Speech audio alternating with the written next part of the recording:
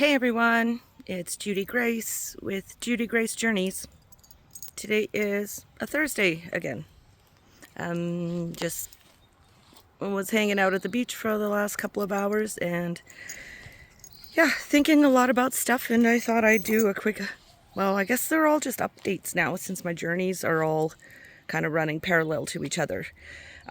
Today, though, I wanted to talk about, and in case you guys were actually curious, how my alcohol addiction is going.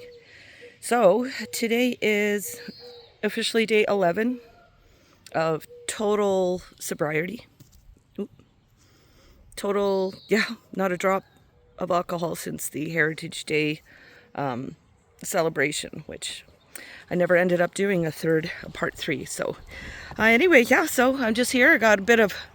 I got some today. Should be fun though. I was determined to get a bit of a tan. So, okay. Anyway, focus, Judy. Today is day 11. Yesterday I had my third therapy session with my counselor, Eric, and he's actually really impressed because this isn't something that I was told to try to do. This is just something that I've totally done for myself, completely self-motivated.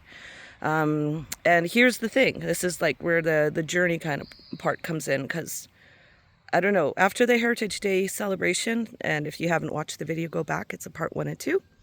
It's just a couple of weeks ago, so it shouldn't be very far back in my list of videos. So if you want to, go check it out. The candy parade was amazing. Anyway, so after that weekend, I woke up on Sunday morning and had another couple of drinks, which is something that I did sometimes, but I got to a point, it was lunchtime, and I was done. Some little switch in my brain kind of clicked, and I was done. So I poured the last of the bottle down the sink and went back to bed and woke up completely felt different. So here, this is what I finally came up with. Here was my big epiphany, and I'll share it with you guys because I think it's a good one. I think it's an important one. So what I finally realized was after how many years and almost decades now that I've been drinking, and at least for the last decade been kind of tired of it, and it's just always just something I carried on.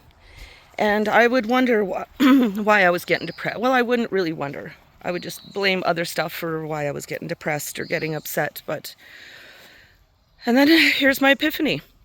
I realized that my relationship with alcohol has been just as abusive, if not more so, because it's self-inflicted, as any relationship that was bad, any breakup that was bad, any betrayal that was bad. My addiction to alcohol has been just as bad as any bad relationship I've ever been in. Any relationship that robbed me of my, motivation, that filled me with excuses, any relationship that just kind of sucked the joy out. Which I've been in a couple, that have been like that, where you just wonder, why am I here? That's exactly the way I finally realized, my whole relationship with alcohol is basically a very, very abusive, relationship. And I'm completely, it's all on me.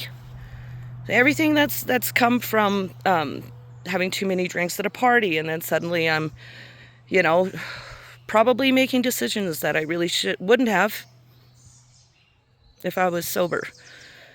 So, that was a big moment for me, realizing that I was keeping myself in the most abusive relationship that I've ever been in, and I was keeping myself there. I was refusing to leave. I was hanging on to the bottle like it was a lifeline. I was, so anyway, so that was my huge epiphany. Amazing. Oh, got some birthday ladies. Hi, ladies. So what's the plan for the rest of the day? I'm just doing a video for my YouTube, so it's all good. I'm not live right now, but yeah, just wanted to. Nice. Don't worry, it's facing me, so I won't catch you guys on the way by. But see ya. Yeah. Enjoy your dinner. Yeah, happiest birthday ever. Thank you so much. Like, for real, I hope you didn't get 2 burns. I know I did. I'm a lobster today. Take care. Yeah, so now that I've been completely sober for the last 11 days, I've noticed that like my mind is clearing quite a bit more. I'm remembering a lot of things that maybe I don't want to, but it's good to sit in that discomfort. Sometimes, there's, yeah, like, oh, I did do that, didn't I? And then you just gotta like, okay, well, lesson learned. But I didn't always learn my lessons. So, Judy Gray's Journeys, that was quite the destination to finally come to in my mind about my alcohol addiction, and just the parallels are just there's so many of them. The fact that you keep making excuses for this bad relationship, the fact that like you keep certain things about it hidden from your loved ones that care, the fact that you get really defensive when it gets pointed out to you that, hey, this relationship is actually pretty abusive, and you're like, no, it's my love. We're meant to be together, and you get all defensive, and then you just like run into the bottle's arms, and and then you take comfort there because people are being mean about your relationship, and it's just like, holy moly. When I finally clicked in my head, and now when I think about alcohol, yeah, guess what goes through my head? Do I want to get back together with that ex? No. No way, Jose. And I won't. And I have no desire to get back together with the bottle and any of my exes. So, interesting, fascinating, empowering, relief too. The relief that you feel that you finally like, oh, now I can actually let it go. Because when it comes to relationships, when they end, it's important to let it go. And now with my relationship with the bottle, I really wish I'd done this sooner, but I haven't. And right now I'm actually really enjoying the summer of my 46th year. Getting burnt, a little bit burnt. Oh yeah, that actually might be a little bit, aloe vera when I get home. Aloe vera. Yes, I have lots of aloe vera, so I'll be fine. Boy, it's deceiving, hey? You don't realize how much you're getting until you go in the shade and you just do that push test. Anyway, showing you guys my sunburn, blah, blah, blah. Shouldn't matter. Okay, so, anybody watching, thank you so much. I really, really, really, honestly, goodnessly, really appreciate you guys watching and following along and cheering for me. And even if you like a critic and you're like criticizing me, at least you're giving me a view, and I appreciate that. So if you haven't subscribed already, please subscribe to Judy Gray's Journeys. Follow along as I continue my journey to sobriety and just personal growth. I promise there's not a lot going on around here, but I promise there are some things that I'd like to go and explore.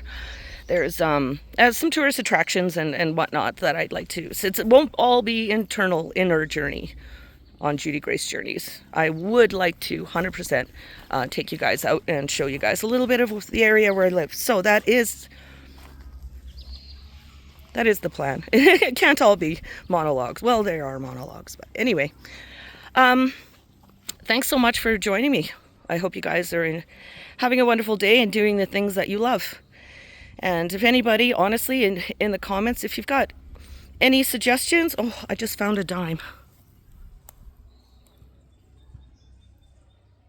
That's interesting. You know what it means when you find a dime, right? It means somebody who loves you, who's like no longer with us, is ooh, cool.